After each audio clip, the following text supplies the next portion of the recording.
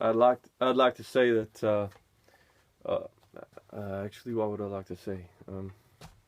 First of all, I plead innocent of all charges. We on TV?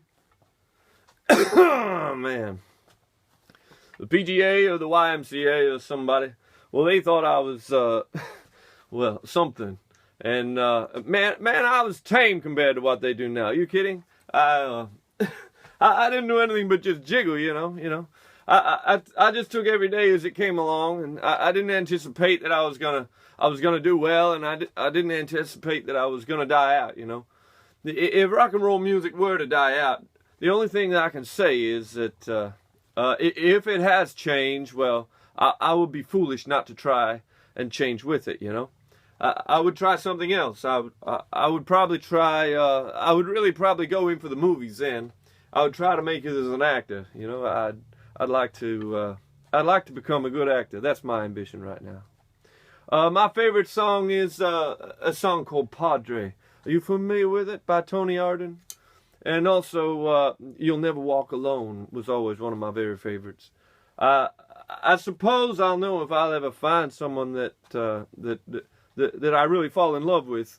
As you're growing up, a lot of times you think you're in love with someone and you want to get married, and then later on in life you find out that you were wrong, that actually you didn't love them and you only thought you did.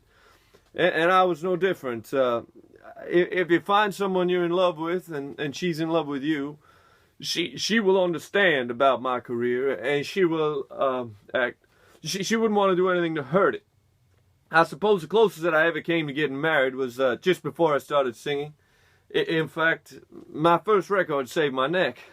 Several times before as I was growing up, I would have probably married had my mom and dad talked to me and told me, you'd better wait. My mother, I suppose since I was an only child, that we might have been a little closer than, I mean, everyone loves their mother, but I was an only child, and my mother was always right there with me all my life, and it wasn't only like losing my mother, it was like losing a friend, a companion, someone to talk to.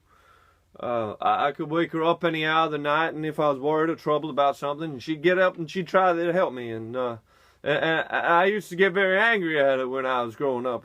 It's a natural thing when a young person wants to go somewhere or do something and your mother won't let you. You think what's wrong with you? But then later on in the years you find out you know she was right.